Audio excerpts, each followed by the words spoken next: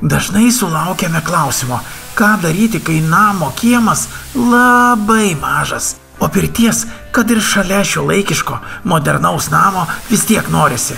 Mes radome jums sprendimą. Žiūrim. Sveiki pirties mylėtojai. Džiaugiuosi, kad vis daugiau atsiranda pirties gamintojų ir tai yra mūsų darbas, tai yra mūsų visus pirtininkų bendruomenės pasiektas darbas ir rezultatas. Tai kuo daugiau bus pirčių, tuo bus sveikų žmonių ir gerai besijaučiančių. Tai mes šiandieną esame pas visiškai šviežius pirčių gamintojus. Vos metukai beveik, nėra metukų netgi. Vitoldai, kodėl medinė miška? Nes meškos jau senai Lietuvoje išnykusios.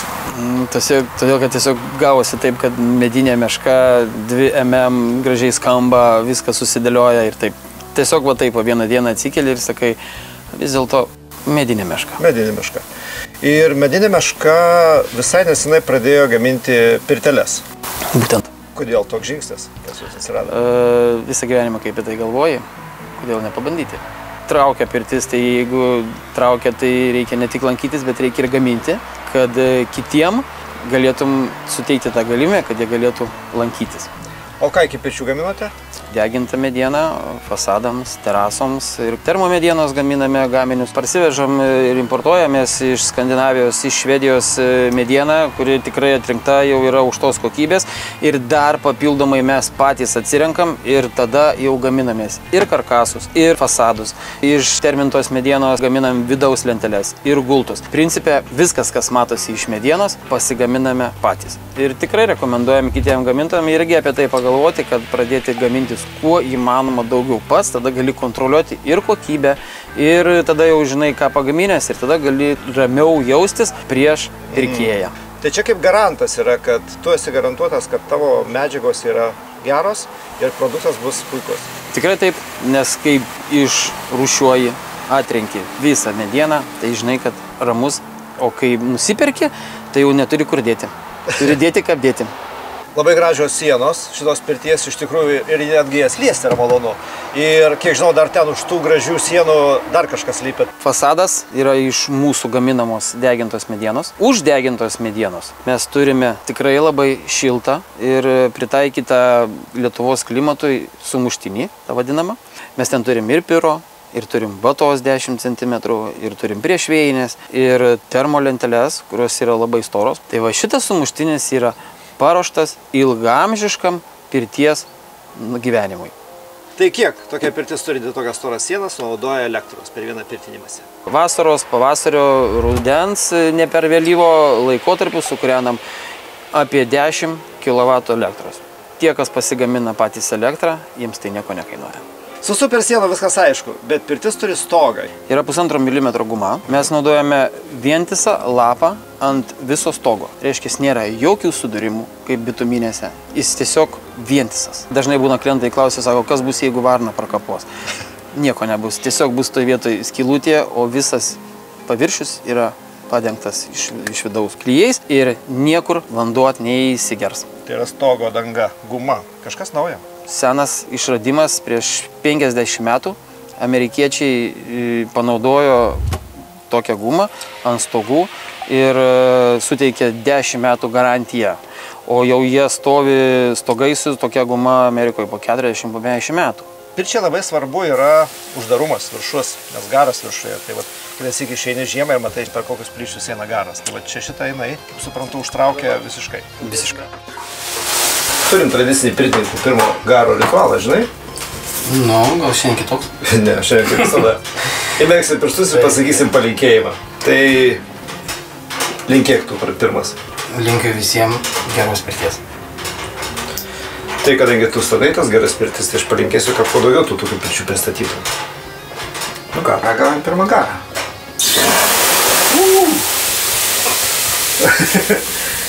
Jinai dar įspjaudas. Gal ir gerai? Gal ir gerai. Nu ką? Ką aš tau galiu pasakyti? Labai jauki pirtelė ir kas įdomiausia, kvapas toks neįprastas. Kas čia yra? Tai yra termomedienos kvapas. Termomediena. Termopušis. Skandinaviška termopušis. Tai yra kaitintas medis, kuris nebeturi sakų. Taip. Ir dėl kurio gali nebijoti žmonės, kai pradės ant galvos jiems lašėti kažkas. 100%.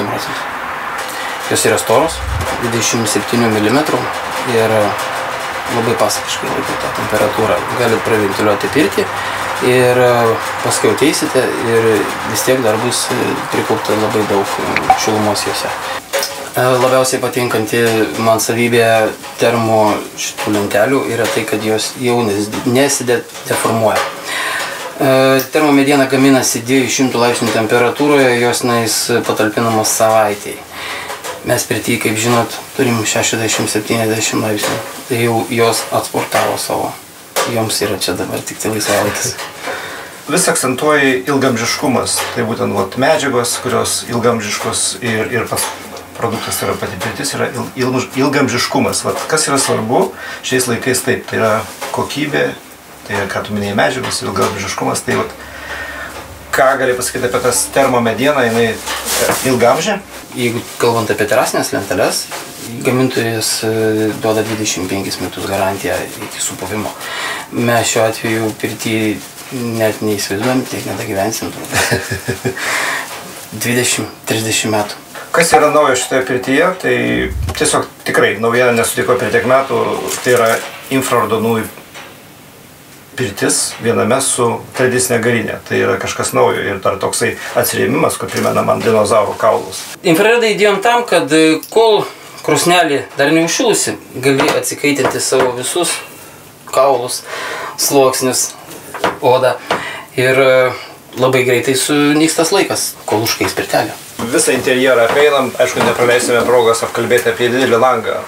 Praktiškumo atžvilgiu aš turiu nuomonę, kad nelabai gerai. Apsitaško, reikia pastoviai valyti. Pagrindinis akcentas buvo šių pirčių kūrimo metu, kad žmonės, kurie turi gražų vaizdą pas save kieme, arba susikūrė, arba tolimesnį vaizdą, kad jie galėtų juo mėgautis. Tai toks ir prieita buvo išvada, kad reikia panoraminio tokio didelio lango. Ta prasme, akims šviesai, šilumai galų gale saulė kaitina irgi lygiai taip pat. Taip, bet problema ta, kad, pavyzdžiui, jeigu žiemos vakarais tamsės ir kaimynas gali matyti, kas vyksta pirtyje, kaip tokią problemą tada įspręsti? Pasikviest kaimyną. Pats geriausias atsakymas, to gero per 10 sezonų. Kitas klausimas. Durys. Matau tokios rimtos durys, nes visur būdavo dedamos su mediniais rėmais, o čia matau aliuminio profilis ir toks dalykas, kuris retai sutinkamas būtent pirtelėse. Kaip ir minėjau, ilgamžiškumas. Pagrindinis dalykas. Aliuminis šiuo atveju stovės tikrai labai ilgai. Ilgamžiškumas, bet geras. Lengva dirbti ir vantų kvapas. Čia toks sumišęs su termomedienos kvapu. Patikėkit, geras labai. Kalbama apie grindis. Tokių grindų gražių aš niekur nemačiau. Ir iš tikrųjų aš į pirtį tokių kaip ir nedėčiau, paprasčiau kažkas. Čia tu išlaidauji, mano nuomonė. Išlaidos turi atsipirkti. Tai šiuo atveju gaunasi taip, kad po pirties nereikia rūpintis apie grindis. Jos nepraleidžia vandens, jos nebijo vandens ir jos neskleidžia jokio kvapo. Jos neilgėja, neplatėja. Išbandyta jau iki 60 laipsnių. Ir iš ko pagamintos? Vinilas, plastikas ir akmuo. Ir kiek žinau, jeigu ten giliau mes lystume po grindimis, yra... Dar giliau yra 145 mm XPS. Ir jisai tam yra įdėtas, kad apsaugoja mus nuo šalčio, ypač žiemą, kuris ateina iš grunto. O tai polistirolas, tai taip ore kabo pas tave, ar dar kažkas po jo yra? Ne, jisai yra uždėtas ant cetrio. Yra speciali medžiaga, kuri nebijo vandens, kurios nemėgsta graužikai, nes yra cemento drožlių plokštė. Bet, Vitoldai, norom, kyla klausimas, ar nesinorėtų prie tokios pirtelės kažkokio tamburėlio, priepirčio, kur stalas su arbatėlė? Ne, nesinori. Nes šita pirtelė yra skirta daugiau tiem, kas turi kotidžiuką, nori stilingos pirtelės. Jiems namukas yra labai netoli, 1,2 m ir kam tada to priepirčio. Nes priepirtis garų kaupykla. Kas yra labai svarbu, ar turi šitą pirtis vardą? Taip, be abejo. Kubas. Kubas. Kodėl kubas? Dėl to, kad matmenys. Plotis 2,40, aukštis 2,40. Ilgis 2,80.